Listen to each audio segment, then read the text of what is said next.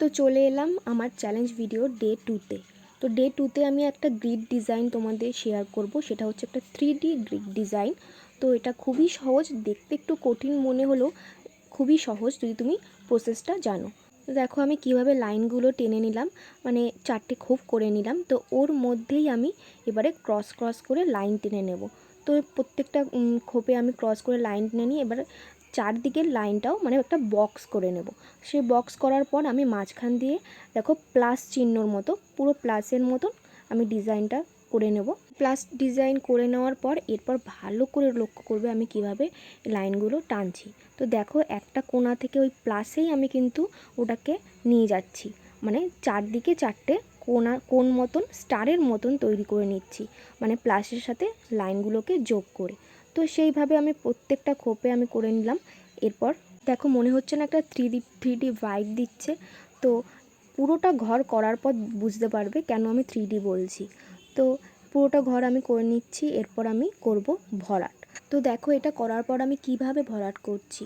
তো ওই যে স্টার চিহ্নটা আছে ওর একটা দিক আমি ভরাট করব আর একটা দিক খালি রেখে দেবো। যে দিকেরটা একটা ভরাট করব তার উল্টো দিকে আর একটা খালি রেখে দেবো।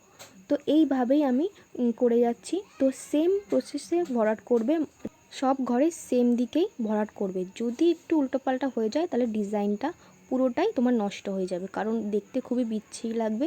তো দেখো আমি সব ঘরেরটা একই দিকেই আমি ভরাট করছি। দেখো পুরোটা ডিজাইন করার পর একটা এখন 3D ভাইব দিচ্ছে না? তো ডিজাইনটা বলতে গেলে একটু শেষের পথেই চলে এসেছে।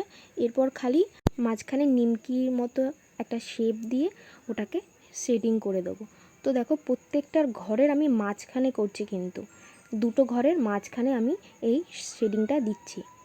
তো সোজাভাবে আমার দেওয়া হয়ে গেছে। এবার আমি লম্বাভাবেও সেটাকে দেবো, নাহলে জায়গাটা খালি খালি লাগবে। তো ব্যাস এটা করে এবারে মাঝখানে শেডিংটা করে দেবো। দেখো হালকা হাতে আমি শেডিংটা করছি, আর ওই শেডিং যেন ডিজাইনের বাইরে না যায়।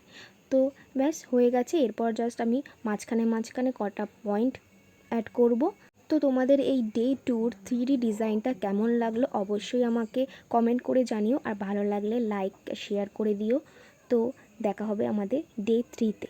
তো কন্ট্যাক্ট নাম্বার আমি আমার ক্যাপশনে দিয়ে দিয়েছি, ওই নাম্বারে আমাকে কল বা হোয়াটসঅ্যাপ করে বুকিং করতে পারো।